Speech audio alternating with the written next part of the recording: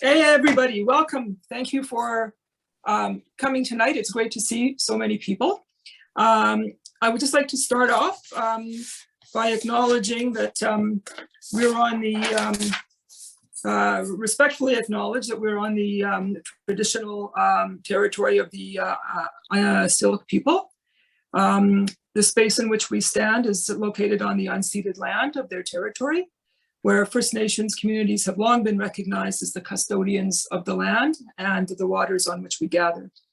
Today, these lands are home to a diverse population of Indigenous and other peoples, and it's important for each and every one of us to recognize our roles in the colonial project so that we can fully embrace reconciliation in all of our endeavors. And with that, I'm just going to go quickly through what's going to happen tonight. So we're going to introduce our speakers, and Taryn will do that for us. And we will then have a question and answer following.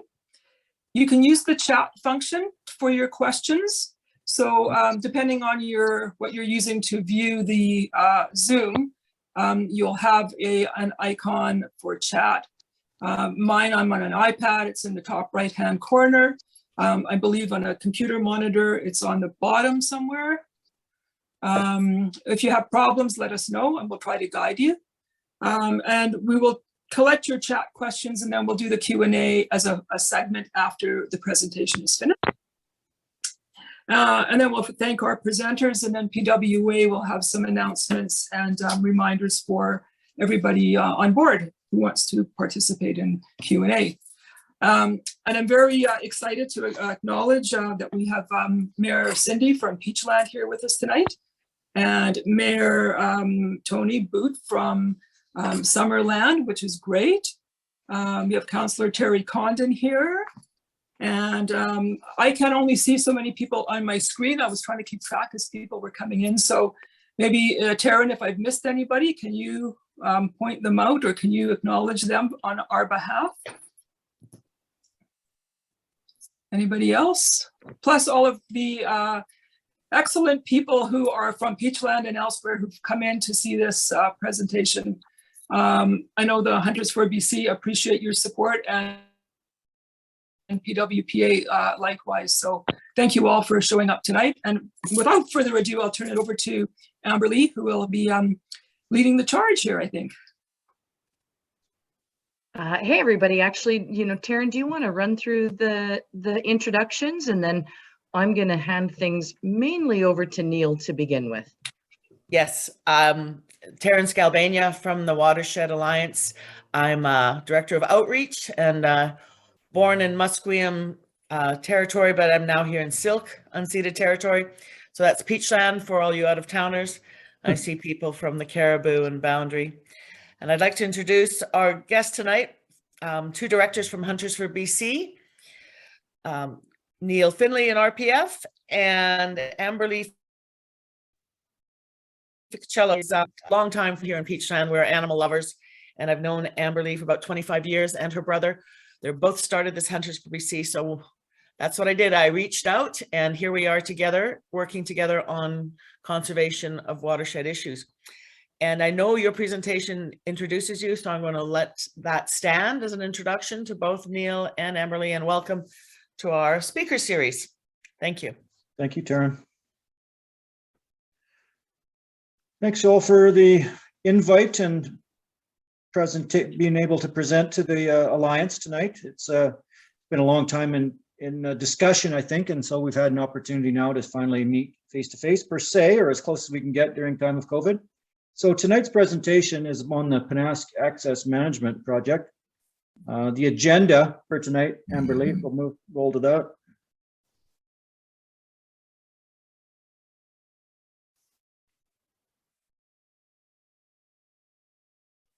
The first thing we'll do is we'll have a brief introduction of myself and Amberly. We'll talk about the issues with road density and how did we get to where we are in this province with the resource road density. We'll give an introduction to the project itself and what we're trying to achieve. We'll talk a little bit about habitat modeling. Our registered professional biologist, Carrie Adrian, couldn't make it tonight because of work commitments, but I'll take over a little bit, what little I know about the habitat modeling section. And then I'm gonna talk about long-term solutions to road density. And I think this is something that's going to be quite interesting for a lot of people is not only what is the problem, what can we do about it now, but also what are we going to do in the long term to try and address these issues. This presentation will be maybe 20 minutes perhaps, and then I would like to open the floor to questions and keep it, that's probably going to be a longer period of time than the presentation itself. So without further ado, we'll roll into the bio section. So myself, I'm a registered professional forest from the Kamloops area. I've been a consultant now for over 30 years, and I'm consider myself a hunter conservationist. So with regards to wise use of any resource, including wildlife and forestry and the timber resources. I've been I grew up on a cattle ranch in the Okanagan, so I have a background in ranching per se. I've done a stint as a trapper. I've done a stint as a guide outfitter. So I have a kind of a pretty diverse background. I'm majorly into outdoor recreations, all forms of outdoor recreation, I suppose. So very much excited by all those things. I have done some work on road deactivation and projects in the past for several major licensees in the Kamloops area, one of which was a large project that worked collaboratively between West Fraser and the Tecumloops Indian Band. And that's a model, I think, that it shows what can be done.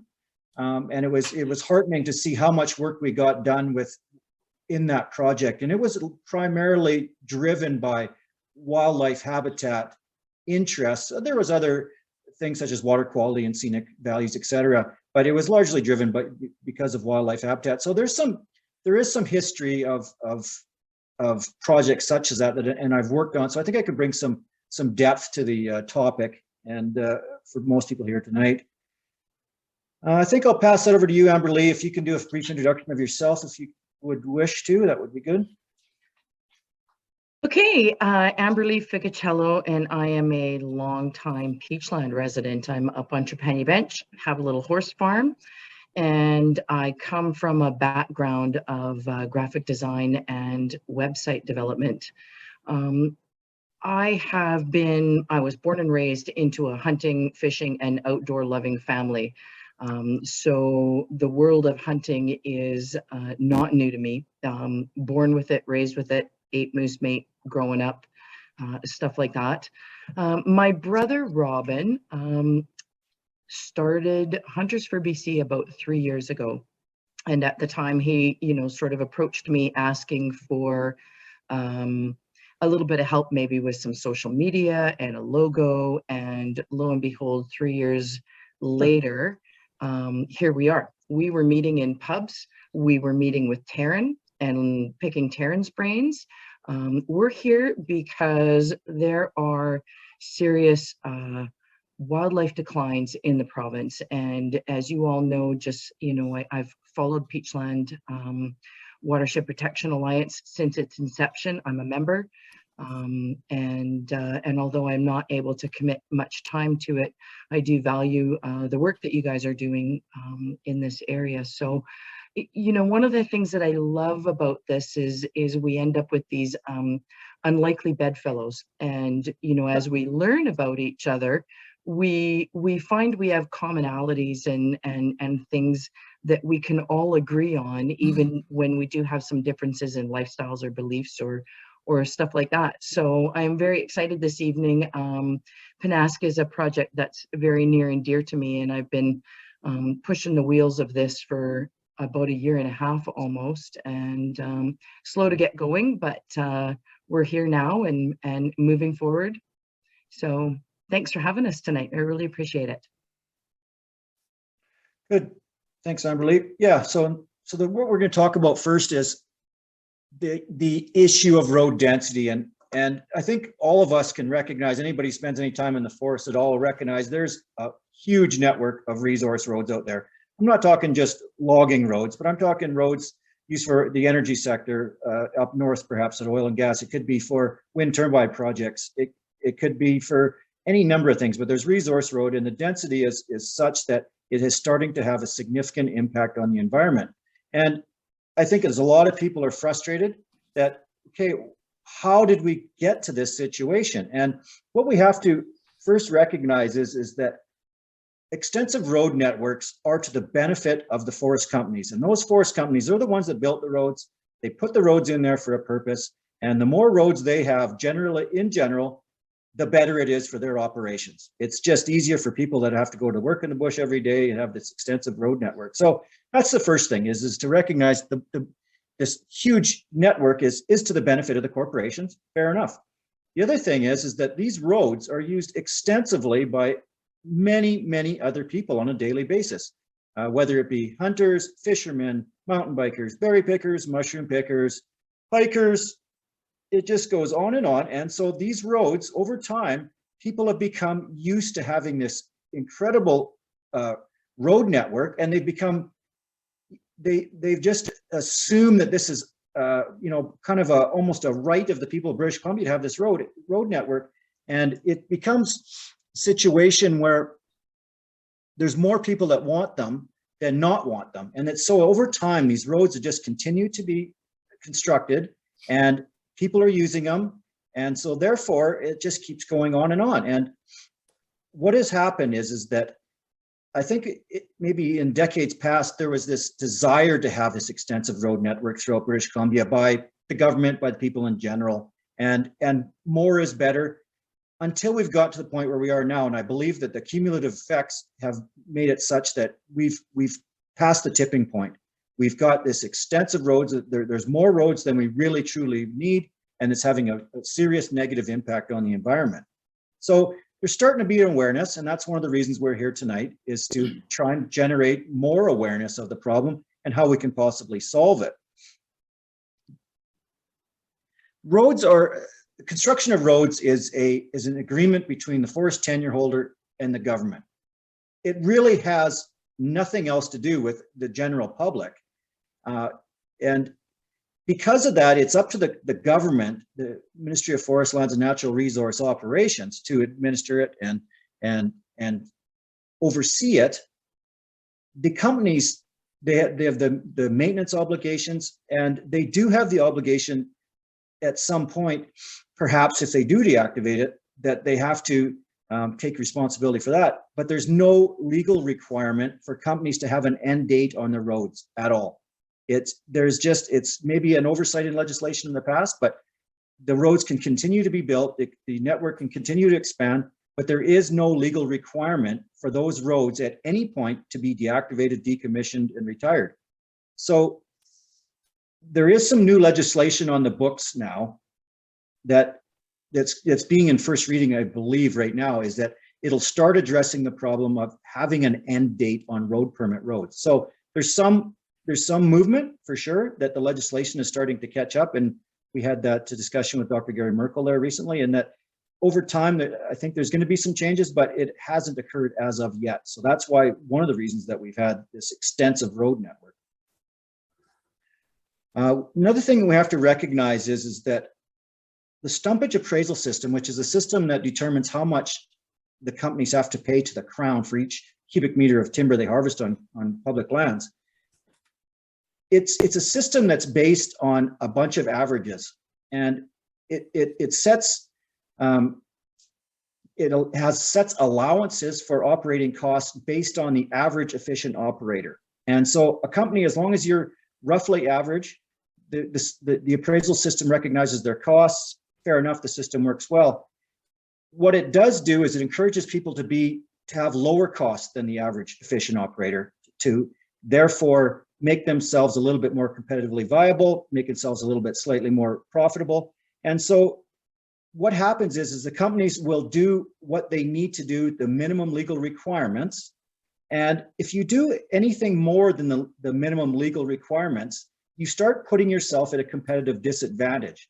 If you do one thing, but the company that's operating right next to you does not do it, you therefore have put yourself in a deficit position. So it's human nature and it's corporate nature that why would I do more than the person operating next to me? And that's sort of one of the reasons that we've got to where we are at this point, is that nobody is going to voluntarily take on a bunch of obligations that they don't have to do and make themselves less competitive. That's just human nature. It's corporate nature. We can criticize it all we want, but any of us in that situation would act exactly the same, I'm sure, over time.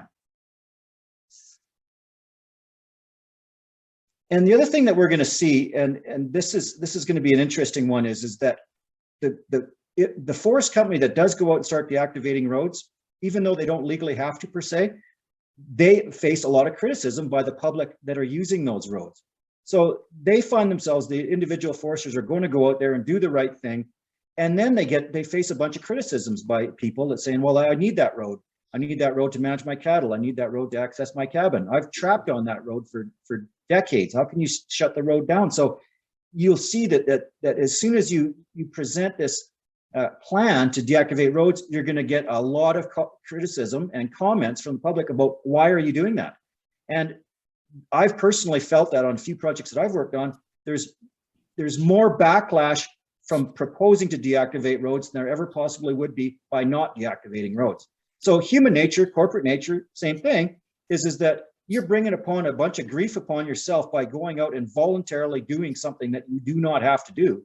It doesn't make a lot of sense.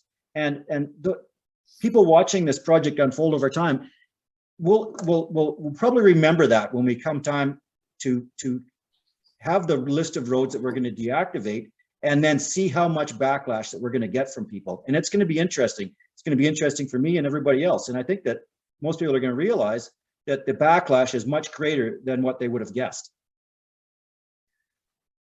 So yeah, good. Thanks, Amberly. Next, the project itself is, what is it we're trying to do? And what we're trying to do is bring a collaborative approach to addressing the problem of road density in this area. By collaborative approach, we're talking about bringing industry, the forest companies that are in the area, First Nations, Ministry of Forest Lands and Natural Resource Operations, regional biologists, key stakeholders together to the table to start discussing this and formulating a plan. The first thing we've done, we've already had initial discussions with the key players, not all of them. The key First Nations, government, regional biologists, and the companies have come together already for preliminary discussion. So we've got that far done. The next thing that we've done is come up with a draft scope of the project, and that's the slide you'll see here. Now, with Pennask being roughly in the middle, this outlines the sub-basins, the watershed sub-basins that are incorporated in the project area. Project area being around 114,000 hectares. It's ambitious. It's a large area. Is it overly ambitious? Hard to say. We'll see how it comes at the end of the day. It's a big area, but if you're in the grand context of British Columbia, it's just a small dot in the south center of the province. So where we're at now is we've developed that database. We've engagement to date. Thanks, Amberly. We've talked to the biologists in Region 8. The companies that I have discussions with are Stewick Resources in Merritt, Gorman Brothers in West Kelowna, Aspen Planers in Merritt, Foco Industries, Okanagan, BC Timber Sales, West Bank First Nations, the Okanagan Nation Alliance, and the Upper Nicola Band. Most of these discussions are at a preliminary basis. There's varying degrees of engagement so far, and we will continue to work on that. That's going to be a key part of our project. So we've had that initial discussion.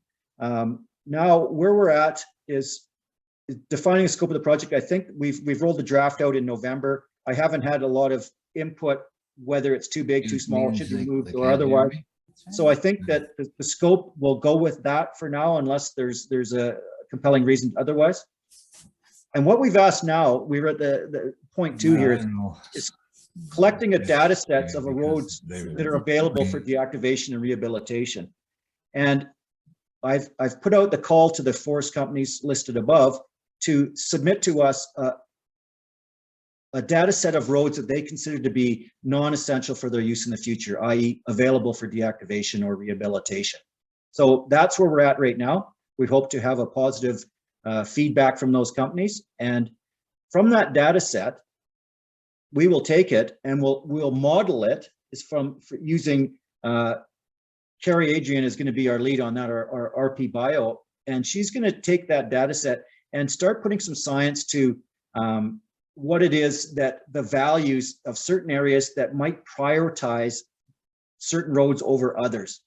For instance, there may be roads near high value moose wetland complexes that we identify as being very high priority for deactivation because of the significant benefits that are going to come to moose, for instance. So Well, they there's, can't hear me. pardon me, I don't think that was a question. So that's the next step is to have that data set. And then once we have that data set, we're going to go and have a deeper public review and consultation phase. And this is going to be interesting to see how many comments that we receive from people and what the comments pertain to. There may be a few people encouraging us. I think that there's going to be a lot of people saying, why are you deactivating this road, this road, this road, this road? And there might even be some that say, we don't want you to deactivate any roads. And it's going to be a very interesting experiment per se to see what that response is going to be. Unmute. I did. From that, well, that's the basically the public input, and there's going to be some roads that have very legitimate uses for individuals, like they have a cabin at Halcyon Lake. That's a key part of their trap line. It's a key road that the rancher needs to manage his cattle. It's a key area for berry gathering for perhaps local First Nations. There's going to be a lot of reasons to keep roads open. And so we have to understand that it's not going to be all the roads by any stretch of the imagination. And we're going to give the public a fair opportunity to say, speak up and say why they believe that certain roads should be open. From that, the next step is going to be do you want to jump to the modeling now, Amberly? I guess, okay, that's fair enough. Yeah, let's talk about modeling, and then we'll go back to that verification process. So what Amber's slide is, how do we get from here to here? So we have this extensive road network, extensive cut block network that we're all aware of. And Carrie Adrian has some modeling tools available to her. One is called LCs. It's a model that uses, it analyzes habitat for moose, and there's going to be some other ones. I'm not sure exactly what all models she's going to use. She wasn't here tonight to present, but we'll hopefully look at things like streams and water quality. We could potentially bring in recreation values. We could bring in visual aesthetic values. There's a lot of values that you can analyze, but we can't get it too complex to the point where it just becomes a modeling exercise and nothing comes out at the end of the day. So we have to prioritize based on what the models tell us, what the public tells us, and then from there, we will come up with a list of roads that are candidates for deactivation according to their priority. The reason we have a prioritization is because there is not an infinite amount of money available to anybody to go and rehabilitate and deactivate this road. So we will then establish a prioritization list, and that list will then be, we'll call it the wish list, that over time we hope that the entire list gets dealt with, but if not, we will deal with them from number 1 onwards, and that will give us the best value to the values, to the wildlife and other values out there according to how much money we have to spend. And the funding for the actual operational works is going to be, it's a work in progress. We do not know necessarily at this point where that money is going to come from, but our primary concern right now is the planning and the modeling and coming up with this data set of roads that will be available for deactivation. So we've got the prioritization list, and then after that, it's a couple slides back, but we'll call it the field verification phase. And that basically will require some review in the field to see what kind of works need to be done to these roads and what level of deactivation. Now, you'll hear me bouncing around between two different adjectives. There's deactivation, there's rehabilitation. Some people become confused of that, and I'll explain it briefly, is that deactivation is legally defined. It's blocking roads to vehicular traffic, not ATVs, but pickups and cars. It is removing stream crossings. It's restoring natural drainage patterns, and it's really doesn't speak more than that. When we talk about rehabilitation, then we're talking about completely recontouring that road and reforesting an area or revegetating it. That is what, returning it as close to the natural state as it was before the road was built, that is rehabilitation. So field verification will tell us which roads will be deactivated, which roads are rehabilitated. And some roads that are on the candidate list will go out there and they're so overgrown because they haven't been used in 20 years, there's probably nothing that you'll do to them. They're fine as it is. Any more disturbance to them to go in there with equipment and start trying to do more deactivation will probably increase access and increase disturbance, and will be counterproductive. So there'll be that field verification phase, and the forest companies, the foresters will be an integral part in that. And once we've done the field verification phase, have our priority list, then it moves into the actual operational deactivation and rehabilitation. That's where the ultimate goal is. It is our hope that we would perhaps be doing some in 2022. It's hard to say. I think if we get the field verification and the data set all established and prioritized this year, I'd be personally happy with that. And maybe we can get into some operational deactivation. So that's where we're ultimately going with this, is the project itself. So that's where we want to be. And I'm going to jump now to longer term solutions to the road density. This is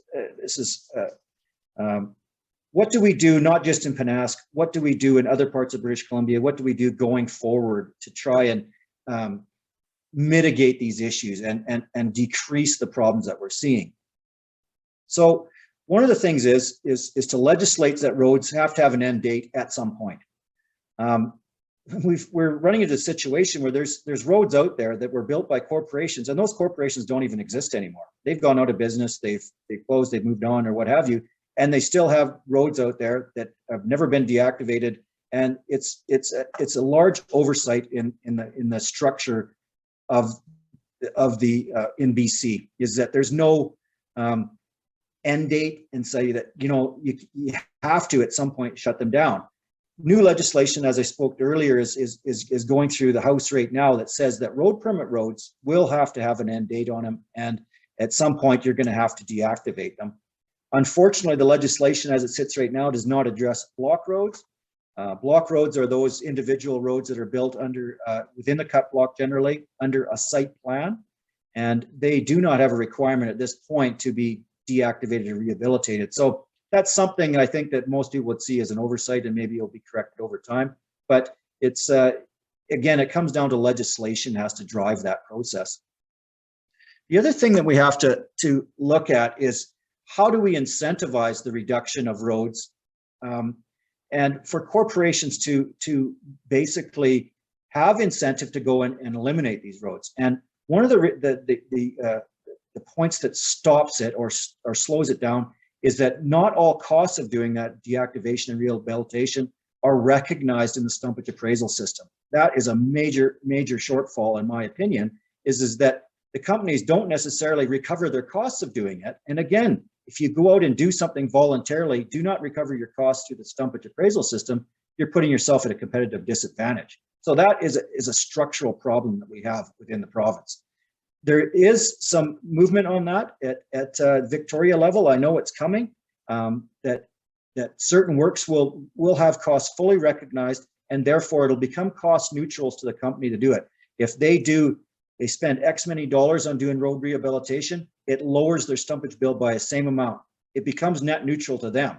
So that's going to be a complete game changer when the companies can recognize that their costs are net neutral to them. And I find it difficult to believe why it hasn't happened until now, but it is finally coming. And so it's a very much a bright spot to see that is coming. The next step beyond that, though, is to have some recognition on the stumpage appraisal system for the deactivation and rehabilitation of these old legacy roads that have not been dealt with to now.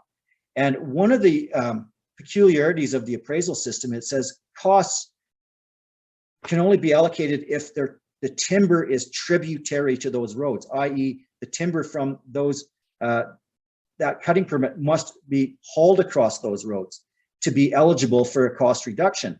well, these legacy roads, they're not being used, and there's a reason that they're not being used because there's no timber to haul across them largely.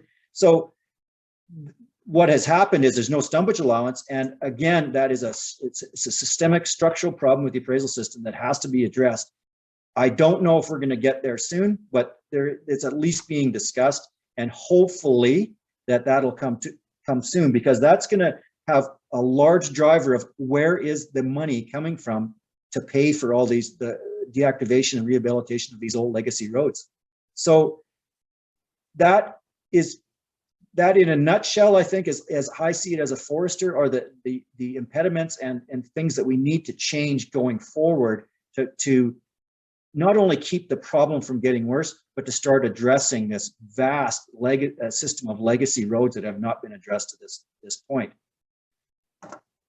That's the presentation that I have. So I'm not sure, Taryn, that was maybe 15 or 20 minutes. What I'd like to do now, though, is open it up to questions. And I'm not sure the best way to roll the questions out. If we have the chats that can be read out in order, perhaps, or even people can speak up if we don't have enough chats. I'm not sure if I can see the chats. There's a couple of questions from Mayor Fortin already. Oh, yeah, And okay. some people have emailed me some questions. So if you can see the chat, I could read it off to you. I got it here, Taryn. Yeah. So from Cindy, Mayor Cindy, Okay. When you say deactivation, I think I addressed that a little bit versus the rehabilitation. So deactivation, again, is defined in legislation as being somewhat of a simplified version. It's blocking it to vehicle access. It's removing stream crossings. It's stabilizing it. But it doesn't mean that the road is recontoured, the soils are recontoured, and that the road is not, what we like to say, scrubbed off the face of the earth. And so very, very different meaning, and we got to be clear on that one does not equal the other. Rehabilitation generally means planting with conifer trees as well and bringing it back into the productive land base. So I think as long as we're clear on what it is, that's I think the short and simple answer on that. People always find ways to access them, including off-road vehicles, some of which cause a lot of destruction. 100%, Cindy, is that we see that constantly, is that you try and do some deactivation works. Next thing you know, people will find their way in there in the bigger 4x4s or the side-by-sides or ATVs. Everybody seems to own an ATV nowadays. And so once they start using it, it starts driving more traffic because it's getting used. So yeah, it's a huge problem. And legislation wise, there's no requirement to rehabilitate. Now we can discuss that point at length, I'm sure, but there is no legal requirement to do it. Deactivation, at least, is defined, so it makes it a little clearer. I have a question just to add to that. The word decommissioning, is that interchangeable with deactivation? It's not a word, Taryn, that I've ever used, and I know some people use it. Those with us within the industry, we only use two. It's deactivation and rehabilitation. So I'm not sure what it means, to tell you honest truth. Thank you.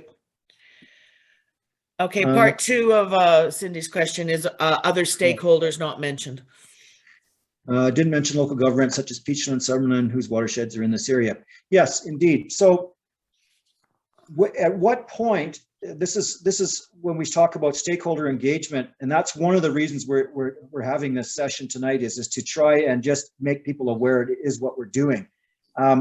What you have to be conscious of is that if you just consult and discuss, it goes on for years. And at some point, you have to have a kind of an end date of when the consultation and discussions are going to end as well. And we're just going to move forward with doing work. And my experience have been in this, when these exact projects is that it can drag itself out for an extended period of time. And all you hear about is people saying you don't want the roads closed. And then at some point, you just have to say, you know what, we're going to move ahead on this. So I'm not sure if that answers your question, but you do have to be inclusive. You have to give people an opportunity, but at some point you just have to say, we are moving ahead with this. And so I'm not sure when that point is, but it'll be, we're going to have this year to discuss that and bring up ideas. So I hope that gives everybody enough time to bring forth their comments and concerns. Joe, you have a question, Joe? I do, a question and a comment. My sense is that we need a stronger government presence in this process, especially when it comes to deactivating and reconstituting roads. Those roads, the legacy roads that nobody is taking responsibility for, ultimately are the responsibility of the government. They at some point did allow and approve and are currently the only entity that can take responsibility in a direct way, and I think they have to. How we get them to that table, I'm not quite sure. I know they've reduced the ministries to the point where they're almost ineffectual in the field. I'd like to see more of their attention being placed in that area. And I think also that would pose a bit of a solution to the companies having a problem with dealing with the public on, why are you closing my road? I've been using it for 20 years. Take it out of the company's hand, even though the company may do the work in reconstituting that area, but have it be a government where the Ministry of Environment or the Ministry of Forests takes charge and responsibility for that process, leaves the companies off, and then get it done that way. Yeah, I couldn't agree with you more, Joe. What I can't answer is why has it not happened to this date? And it seems like the Ministry of Forests, and not to be overly critical to them, but they seem to sit in the background and wait for the companies to deal with it. And I think that they say it's the company's issue. And the companies go, well, we want these roads. We want all these roads. The more roads we have, the better. So you end up with this sort of impasse where everybody's sitting there waiting for someone else to do something about it, and just a complete lack of leadership. And so that's part of also what we're trying to do here is to encourage that, this collaborative approach and get some stuff done. Don't just sit back and wait for someone else to do it. The only real push that I've seen in the last few years to get these types of works done is coming from First Nations governments. And they're going to be key players in making sure some action is taken on these projects. And we're very hopeful that the groups that we've talked to so far are become key players in this process to keep it moving ahead. Without that impetus, I think that this project is possibly going to die.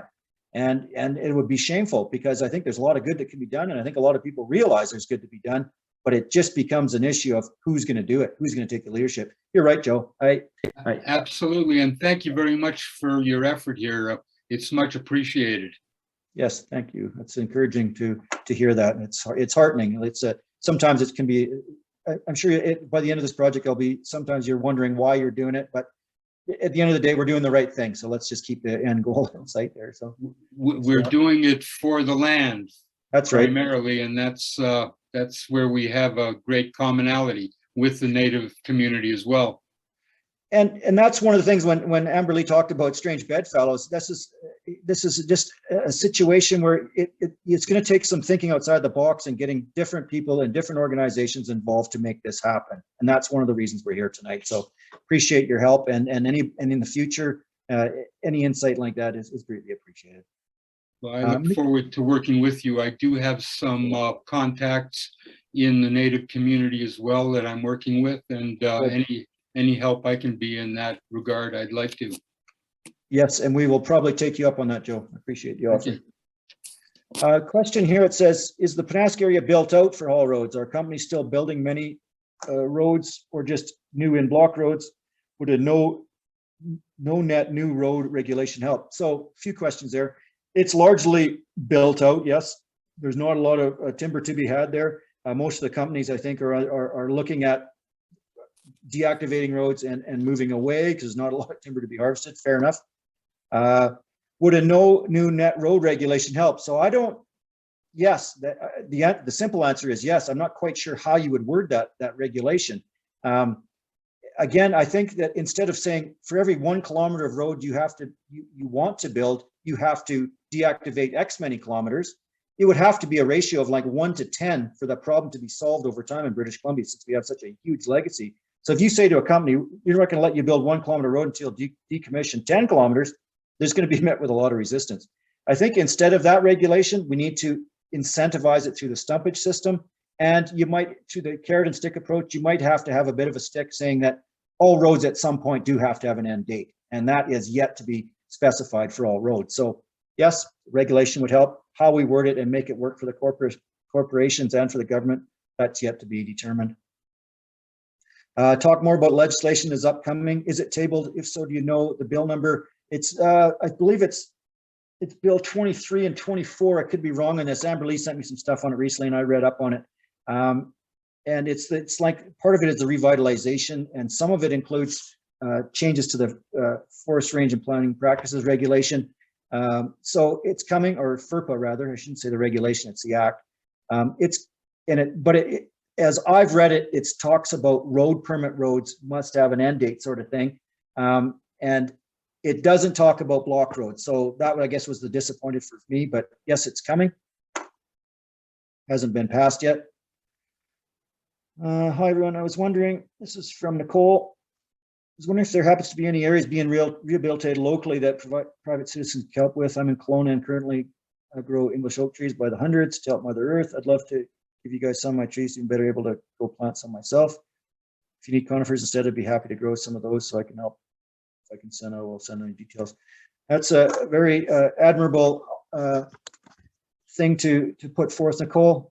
I'm not sure at what stage that we can get locals involved in the process. We have to be cognizant that these works are an agreement between the companies and government. And we can all want to help, but until we have the companies leading that, I'm not sure where we can get involved personally. It's something that I think that we could look at when we come times of rehabilitation. We can put the call out there for people such as yourself to help us with that. I think we're at least a year away from that, Nicole. So heads up and appreciate the offer for sure. From Terrence, given the challenge of the U.S. softwood lumber industry, how receptive is the provincial government going to be to restructuring the stumpage system?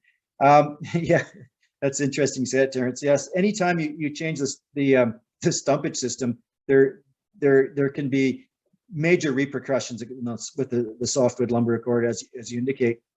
When it comes down to recognizing costs, though, it would be extremely hard for someone to construe that as being any form of subsidy. What I guess I'm proposing and what the system is being worked on right now is that those costs are recognized as a cost of doing your operations. Therefore, it's an input cost. It lowers the stumpage payable to the Crown, but it's still the same amount of money is being spent. So yes, you got to be very, very careful when it's time to change the appraisal system, but it doesn't mean you can't change it. And the system is continuously being tweaked. I agree. You just got to be careful that you don't change it too much. Now, is it unrealistic to say that that's an actual cost of doing operation? No, not at all. And if someone in the United States says it is, they're construing it to their benefit only. So I hope that the politics of that doesn't get involved in it. If it does, it's just one more problem with why we can't get these works being done. So I'm hopeful, Terrence, that we're going to have some traction on the appraisal side. I think everybody recognizes that it's a requirement. From June, can the forest companies not be charged for decommissioning and replanting road areas? No, the simple answer to that is no. There's no legislative requirement for them to do it. And I guess maybe if there's when I talk about the carrot and stick approach, is maybe that's where you look at the legislative side saying that certain things must be done. And when you say they must be done, the companies are good at doing it. The problem we have right now is that you're asking companies to do something that's voluntary, and therein lies the problem. Again, it comes back to that competitive disadvantage. You're putting your company at a competitive disadvantage by doing something you don't have to do. If you're the forester proposing that, we can probably guess how long it's a very career limiting move. And so that's one of the reasons that people don't do it, is because it's not a requirement. So yes, we have to address it at a much higher level. then starting to take a punitive action against the individual companies. And that's the role of government, though. The role of government is to make laws and regulations. So that's where the leadership that we're talking about, Joe was talking about earlier, we need that leadership from government on that. Yeah, someone posted well, that's Amber Lee, and that would be Bill 23, I guess, Amber Lee. So yeah. Yeah, I think there was 23 and 24, and I'm not sure the exact where the road permit was listed in there. And I was reading it the other night. So anyway, helpful. Joe, Joe's got a question again. Hi, Joe. You have to unmute. All right. All right. With regard to the modeling, how does old growth or what remaining old growth there might be in the Pennask area fit into that modeling? I'm not sure that, I mean, if a road goes through an old growth patch, maybe, Joe, is what you're thinking, would that prioritize it? Well, yes, it would, yeah. in my mind. Yeah. Yeah, you know what? I never dawned on me actually that would be, and what we're looking at in the modeling, and I'm glad you brought that up, is it's going to be those values, right? Those input values, and that's going to be, yeah, one of them, and I haven't considered that one yet, is there are going to be these old growth management areas that have roads bisecting them that may compromise some of the values of those old growth areas. So yes, that would be one of the things. And I can't speak to what Kara will be modeling per se. It's a matter of eliciting that input, like yourself, Joe, to say that, okay, this is a value we want to see addressed. And so that's one I'm going to write that down actually.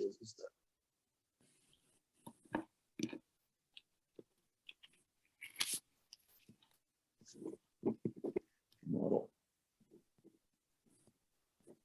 Good. And then any BC timber sales land up for permit can be deferred right away or quickly without First Nations approval. So if there any of your old growth areas as one of your partners, you might get a quicker access to that. As far as like the deferral areas that are currently on the table, you mean? Yeah. Yeah. Yeah, it's possible. As I see it, and just from within the industry, I see this being a couple of years before that process even. I mean, you could see deferrals quickly, and we will in certain cases. But how does that affect our planning around the roads? I'm not sure if that would have any bearing on it. And would it expedite the system of deactivating roads because an area is deferred for old growth? Maybe, maybe not. But it's just an input we'll use in our modeling, like Joe suggested, is that road to that proposed old growth area is higher priority than one that's not. I would agree with that 100%. Can you just explain for some people what different labels you're using for roads are, like spur roads, haul roads? Yeah, okay. Roads? So that's a good point, Taryn, and I'm glad you brought that up. So or if you had a map or something, I don't have a map example, but there's only two basic road categories that we're going to use. One, road permit roads. Those are roads that have an actual, they're issued as a tenure unto itself. They are roads that are generally longer term. They're primary access roads, and those are what we, more of our main line arterial roads are going to be road permit roads. The other roads, all other roads, as a matter of fact, are called block roads. They are not issued under a separate tenure. They are built under the allowance of a site plan for a cut block, an individual cut block. It covers off the construction of that road. It's generally only within the boundaries of a cut block. There's the odd exception, but it's associated with a singular cut block, and there's no special tenure for it. Part of the problems with block roads, Taryn, is there's no database of it. Because it's not issued as a separate tenure, nobody really knows how many block roads are out there. The forest companies have their own internal database of where those roads are, but there's no central custodian of that data in British Columbia. So that is a huge, huge shortfall. We don't know. That's one of the reasons they say we don't even know how many kilometers of resource roads there are in British Columbia, because block roads are not tracked. There's no spatial data. There's no special tracking system of it. So it's a shortfall. So 2 basic roads, road permit roads and block roads. There's Taryn had a comment about Bill 23, what it is and what it is not. Yeah, I haven't even gone through it with a fine tooth comb myself, Taryn. Of most interest to me is the process of the forest landscape planning, which is new, and forest operations plan. That is a huge change within British Columbia planning system, and the legislation largely deals with that. But from a particular operational basis, it does talk about road permit roads at some point have to be retired. We had somebody send in a question. One of our members was on a recent forestry field trip with licensees and suggested again, why can't you helicopter log? And they said too expensive. Like, why can't you selection log? And they said, oh, you don't want us to selection log. We need to put in way more roads with selection logging. Can you explain that and tell us why? Yeah, so if getting to the helicopter logging, the cost of helicopter logging is largely prohibitive unless it's super high timber values. And one of the other things that they've had problems they've had with even if it was profitable, the stumpage system doesn't necessarily capture all of the costs, the full cost of doing it. So people are again, it becomes a disincentive to doing it. So can you do it? Yes, there's certainly, and it goes on every day on coastal British Columbia where there's super high value timber. Yes, it can be done. There's places in the interior where we do it. So you can't say you can't do it, but it's just for the typical timber stands that we have in the Okanagan area, there's not enough value in them. So that's a legitimate point. As far as the selective harvesting and road density, also an interesting point.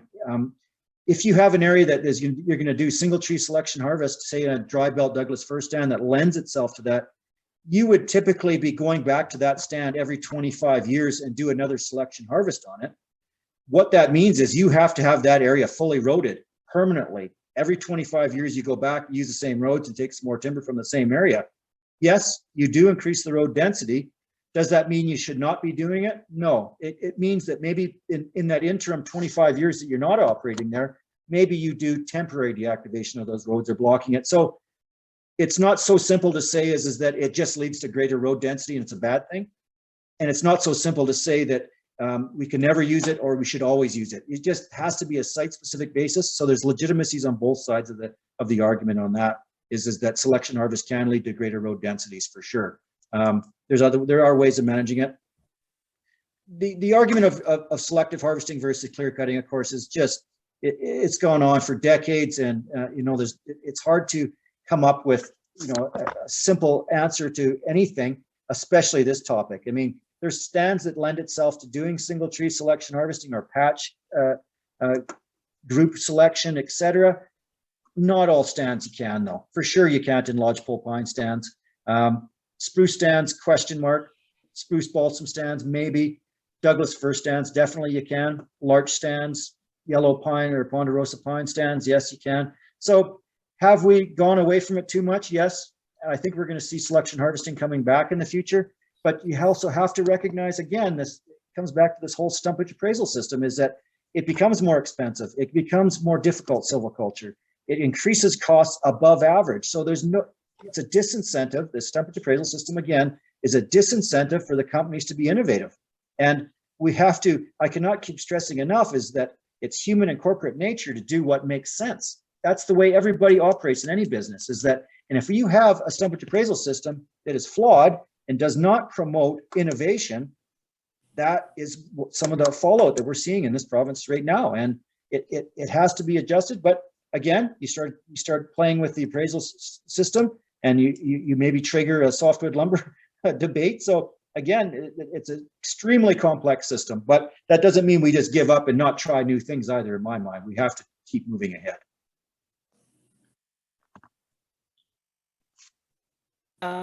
Whilst other people have questions, I know I'm myself a little foggy about what you mean by the appraisal system. Okay. Only that, is it the actual timber companies appraising the logs themselves, or is government do the appraising? Who does the appraising or scaling or whatever we call it? And because it seems very confusing to me that industry would be appraising their own stands. Yeah, so it's exactly the same, not exactly the same. It's very similar. It's analogous to people doing their own taxes. It's a very similar situation. It's a way of But there's no profits. So people will there's always going to be people that cut the corner on their taxes, but the bottom line is the government has the responsibility and the ability to audit at any given point.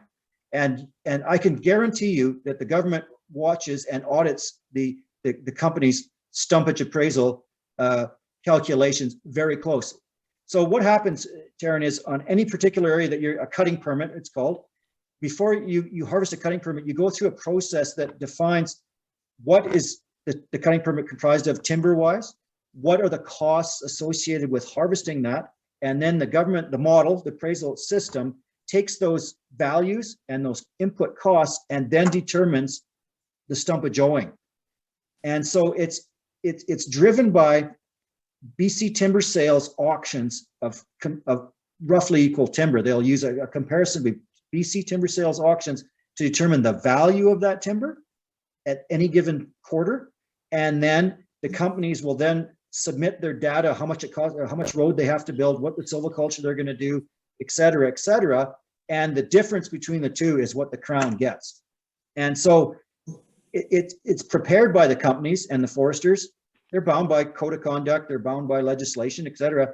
And the government has the ability and clearly does audit it. It's a revenue-based system. They do not let it just go by without with close scrutiny, let's say. So that I can go on about the stumpage appraisal system for a long period of time, but it basically it takes the value of the timber, and a timber cruise determines the species of timber out there, the volume of timber out there, the individual sizes of the trees, what percentage of them are dead, et cetera. And there's very, very tight rules around how the data is compiled. And you can't cut corners on it unless you're going to start becoming fraudulent. And again, it's like tax law. There's always going to be the odd person that breaks the rules, but they're going to get caught eventually. So there's very, very defined system of how the data is compiled and presented. And then from all that, you determine the value of that stand. And then you have all these input costs, how much it costs to harvest the stands, et cetera, and reforest it. And like I say, the difference between the two is what the government gets. So is it, yeah, it's a good system, actually. The system does work. But like I say, when I keep coming back to the stumpage system, it has to have a system that allows people to be innovative and not be penalized by doing things that are over and above the basis. And that's where some of the fundamental problems with the system are. And that's why it requires change. And that has to come from Victoria. There's no other way that can be driven. And so it's a complexity. Is it slow in catching up? I think sometimes, but the system does work. And all we can do is hope that the system continues to advance to provide people an opportunity and a reason to deactivate those roads, to do the different type of harvesting systems, perhaps to do heli logging or whatever in certain situations. So it's a complex system. And Neil, I remember a conversation that we had about this once before where you were able to kind of clarify for me when these forest tenure holders are submitting their appraisal systems, there is no requirement for them to have a certain number of deactivated roads versus a certain number of rehabilitated roads. So if they go into the appraisal system saying, hey, we're going to be the good guys and we're going to rehabilitate all of these roads, they're actually just knocking profits and not staying competitive with companies that are saying, well, nobody said we have to rehabilitate these roads, so we're just going to deactivate, and then we kind of, and then we're beating you in the competitive process, right? Yeah, that's right. So it is changing. The stumpage system is changing now, and it's going to be forthcoming soon that if you do propose to rehabilitate all those roads ahead of time, if you propose that, you will capture those costs back. That has not been until now, and even today, it's still not the case. So it's coming, and but it's slow in coming, and it'll get there. Again, getting back to the point though, is that if you just have to deactivate and not rehabilitate, then why would I? And you'll only do it if the costs are recognized, and it's coming. I think it's coming, Amberly, but it's just not there yet. So Neil, I have a question for all of us on this call. We have 3 elected officials here. We have community leaders. We have community groups, activists. What can we do to get this government ball rolling? Is there, should we be pushing for legislation for road deactivation, or for, they didn't used to have to plant trees either until it became legislated That's to right. replant. And, it seems absolutely ludicrous to me that you can punch a road in and not be responsible for punching it out. So, it's crazy how things happen so slowly in the forest industry. What can Yeah. we do? Who can we write to? And should we write to people? Is this a serious cause? Is this one of our Yeah, issues that we should be? it is, and it's heartening right now. There's a lot of good work being done, and one of the individuals that is soliciting some input on this is Gary Merkel, and Gary has been very forthcoming to people and accepting their ideas and gathering information. He's one individual. I mean, he can't hear the voices of every person in the province, but he has a pretty balanced view, and I think that he is sort of tasked with getting a lot of that input that we talk about, Taryn, and he's gathering that, and I think that it's moving ahead.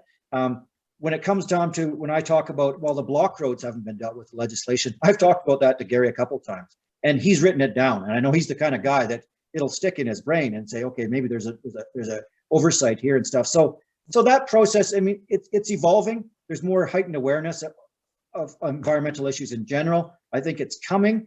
How do you spur on people at the Victoria level to make legislation happen faster? I have no idea. I've done this for decades, and I'm not sure that there's any magic wand that you can say, okay, we need this to be changed.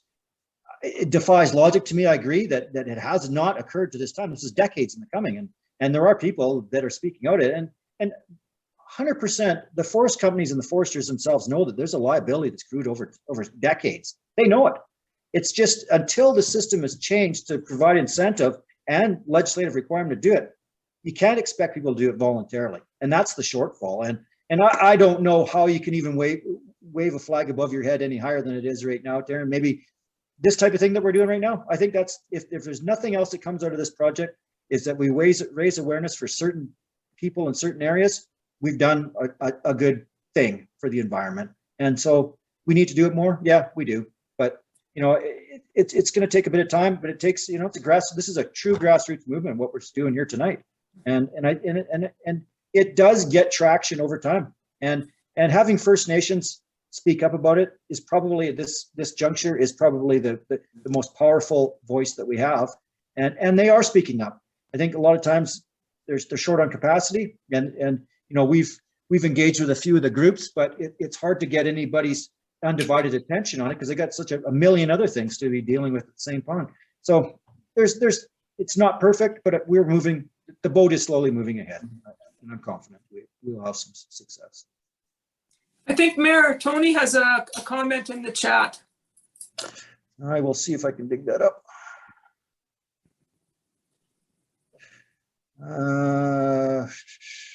Okay, thank you for the information. Glad to hear this work's happening.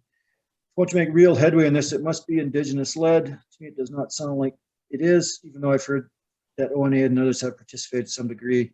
This discussion started out with acknowledging that the PWPA are on the unceded territory of Sealk Okanagan people. It's important to remember that.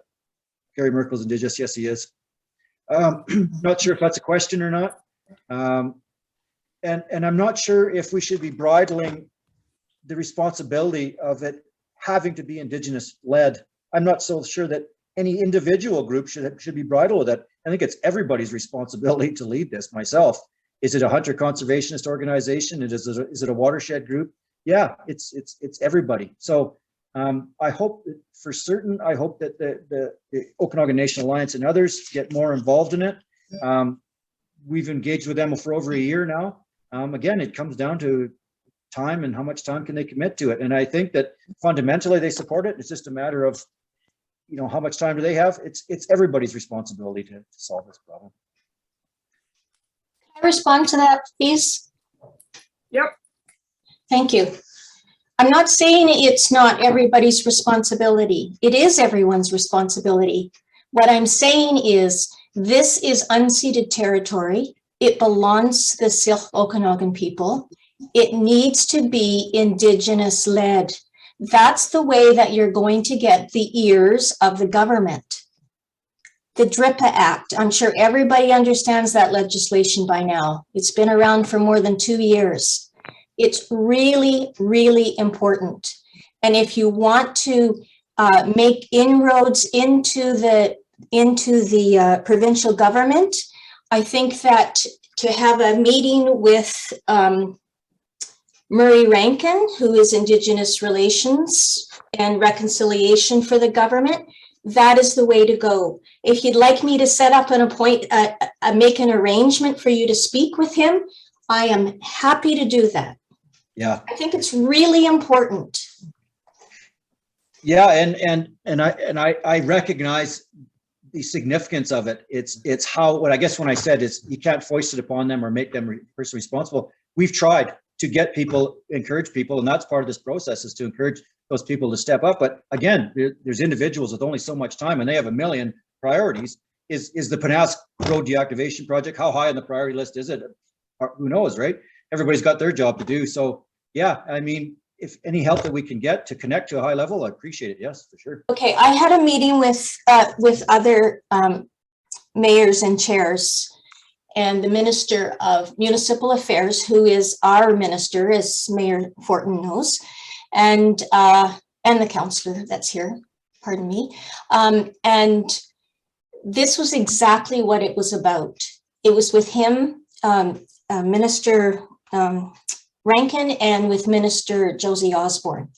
And we talked a lot about exactly this, about the lack of capacity and how the government is looking at ways to fund this. You probably are aware of the Watershed Security Fund that the government is working on. Now's the time to make your voices heard. They're looking for feedback on that. If you want to, as an organization, whether it be your organization, I'm talking to you, Neil and Amberly, or the PWPA, the more of us that respond to that and push the need to have this kind of sustainable funding that lasts over many, many years, Yeah.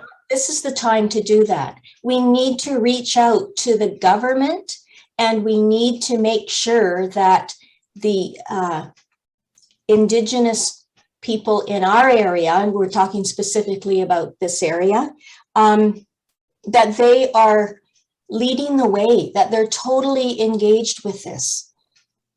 That's just my thought. And you're right, it wasn't a question, it was just a comment. I would love to chime in a little bit on it too. And Joe, I'll come back to you here shortly. As the project coordinator, it's my job to reach out and pull all of the nuts and bolts together into one bucket. And so, you know, First Nations has been right from the very beginning. That our very first meeting with Region 8 biologists included ONA. And the project has been received at those levels very positively. What we have been cautioned is that they do not have the bandwidth to really quarterback these kinds of things.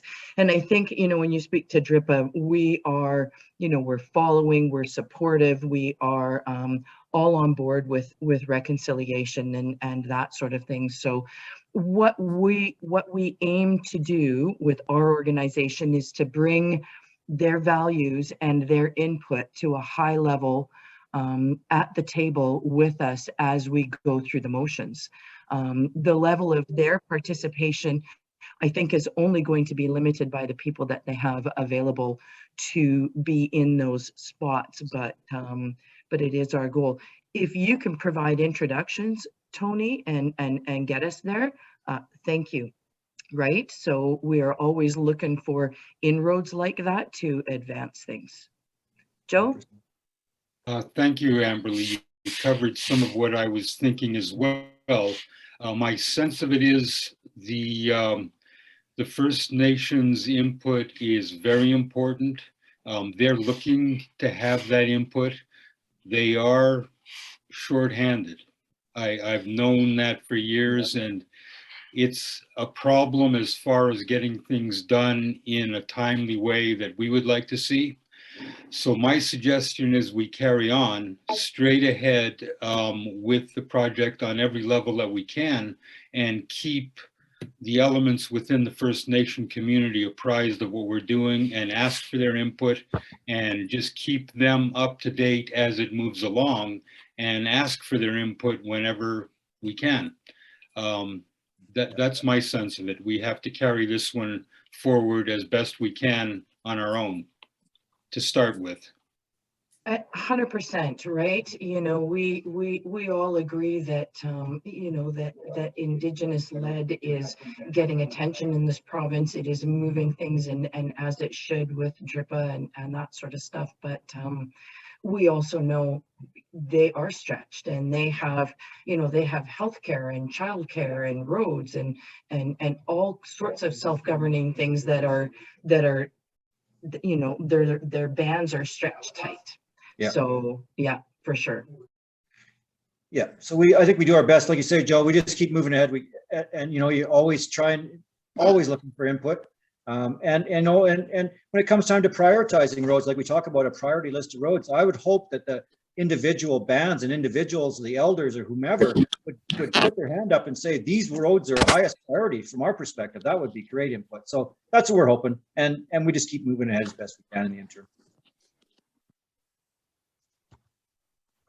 We do feel somewhat confident that First Nations are going to like the project, and that's certainly been the early indications from the dialogues that we have had. It's you know, it's not a terribly restoring habitat in watersheds and mule deer and moose, you know, is a pretty good project. I think most of them will agree.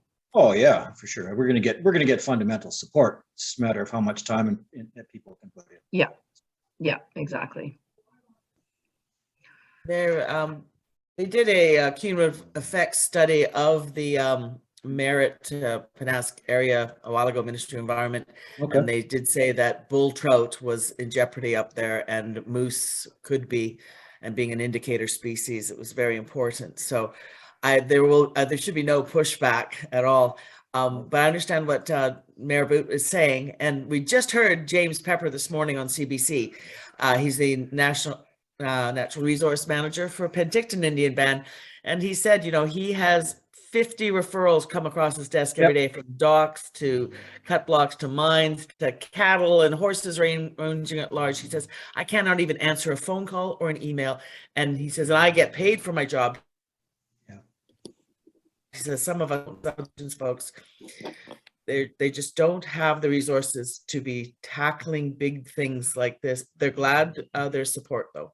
Yeah. So I do. It'd be great if Mayor Boot and Joe Klein can get you some contacts. I think Penticton is very active in this kind of stuff, even though they're not in the Pennask area per se, but they do have their feelers out.